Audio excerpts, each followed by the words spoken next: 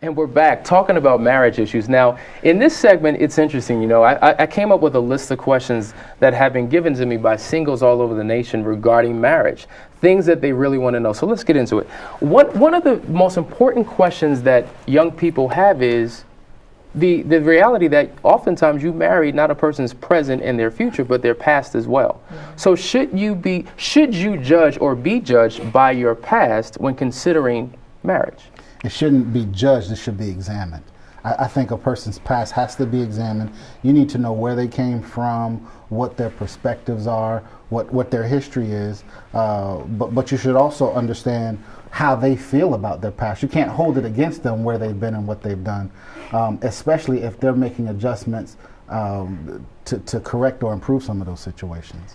Yeah, I agree. You have to examine it. You don't judge it, because, you know, of course, if you judge it, you can jump to conclusions. You want to examine and make sure that this person is or grown from maybe those situations. You know, many people who are now considering marriage as an option believe in testing it out to see if it will work before they actually make that commitment. So you're having a lot of people who are living together, and the question becomes: is it okay to share keys? Is it okay to live together before you get married? Not if you want to get married. Why should I marry you if we're shacked up? And a lot of women, I have a couple girlfriends in that situation. Most men, if I'm already living with you, we're having sex, we possibly are going to have kids, well, why should I put a ring on your finger? I'm already getting what I want. So why buy the cow if you can get the milk right. for free, basically? So I think that's a setup for failure. And I've heard statistics that when you feel like you have to try before you buy, you're destined to fail. Wow. Well, I've seen celebrities. I think it's Goldie Hawn, and she's not African American, but I'm just using her as an example. Even you can look at Oprah and Stedman, you know, who are they consider themselves lifelong partners. And I'm not saying that I think that it's okay to live with someone that you're not married to, because I have daughters, and I don't think that I would be comfortable with that. But I'm finding, you know, just in trying to understand the other way of thinking, that living together, you don't necessarily have to commit. They, like I said, they consider themselves lifelong partners, and that's just good enough. You know, I'm going to be with you for life. What is this piece of paper? What is this law saying that? And I've actually heard people say that when they got married is when the problems came. That's very interesting. But statistically, when you look at it, 78% of all couples who live together before they get married never marry the person that they live with. That's right. So statistically, it just doesn't work in your favor. Right. We're seeing. But let's talk about cheating and monogamy. You know, a lot of times people have cheated prior to getting married, because their thing is, I'm not married, I'm single. So there was nothing that was binding me to a commitment in such a respects that would make me be monogamous. So how do you define monogamy? What does that actually mean in the confines of marriage? Being with one person. You better not kiss anybody else. You better not anybody else. If you look at her funny, I may punch you. Okay. So what do you mean? I can't have opposite sex friends in my marriage? It's not the same thing. For example, we were watching some show and the guy liked this female and he went and wasn't, going to dinner with her. To me, that's considered cheating, because you had the intentions, even though you didn't do anything sexually, but you were attracted to this person and you had negative intentions. That's cheating to me.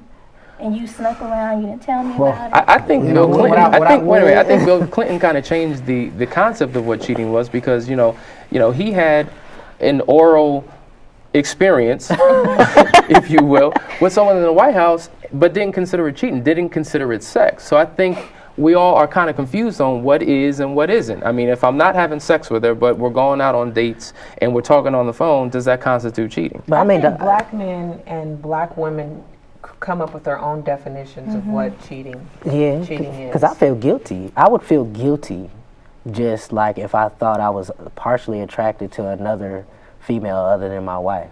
Like, I would literally feel guilty, because that's just the type of person. I mean, when I was single, I felt guilty talking to more than one person. I felt like I was cheating and I didn't even have ties with them. Because there's some people who are in relationships today that have rules. Meaning, if I'm one who travels a lot, as I do, And if I'm, outside of a 50-mile radius, what I do outside of that radius is all good. But anytime I step within that radius, anything I do is considered cheating. So do you think it's important that we have a working operational definition of monogamy and cheating in order for there to be clear expectations in our marriage? I think people make up stuff so they are not guilty. They don't want to be guilty. They don't want to deal with the guilt. So they make up a rule so that they can stick to that rule and just not be guilty.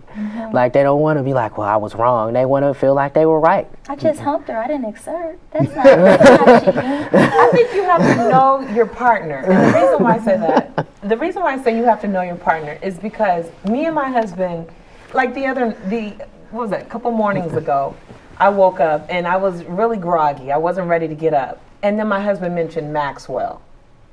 And I woke up, I was bright-eyed, bushy-tailed. I talked about how sexy he was, and he was like, look at you. Your husband or Maxwell? My husband mentioned Maxwell, but it brought, but my husband he's open enough to talk about that. Or I could see Holly Berry and be like, Lee, look, she looks, doesn't she, and I don't necessarily want to call that cheating or what have you, but I think you have to know your partner. I had no...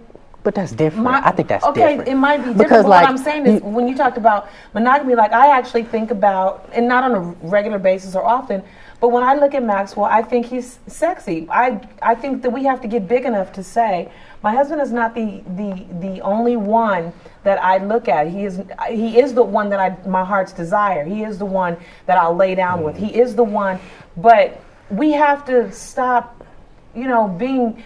Because I love talking to my husband about how beautiful. So are you saying it's okay to look at the menu as long as you don't touch? Well, some would say that, but I know where the line is drawn. Okay. I know that, and that's what I'm saying. I know my husband. I know what makes my husband. Lee, I think you need to weigh in on this. Yeah, I do. First, I think intent is important, and we have to be really honest. We know who our friends are, right. And we know who in our heart. There's an intent that, what, I'd love for maybe the door to open up a little bit, or, there'd be a crack in the door, and, I'm going to go with certain intentions, but if something happens, I think we have to be real honest about what our intentions are. But if you think about what we're saying, we had these conversations when we were dating. Right. These are the open and honest conversations. I knew what I was getting. I know what she likes to look at. That's why I raised the issue, and it didn't threaten me at all because I know her intent and who she plans on being with. Let's jump to another question here, because this has been a question pressing on the minds of a lot of single people. You've been married 7 years. You've been married 14 years. How do you keep the passion alive? Not just sexually, but just the whole. How do you keep the flame burning after so many years? I have to jump in because it goes right back to my same answer. You keep dating. You keep exploring.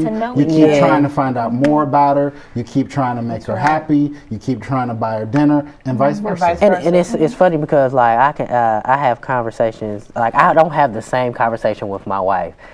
Every time we talk, it's new stuff we're talking about. It's always fresh. Like, I'm never bored at all. I never feel bored.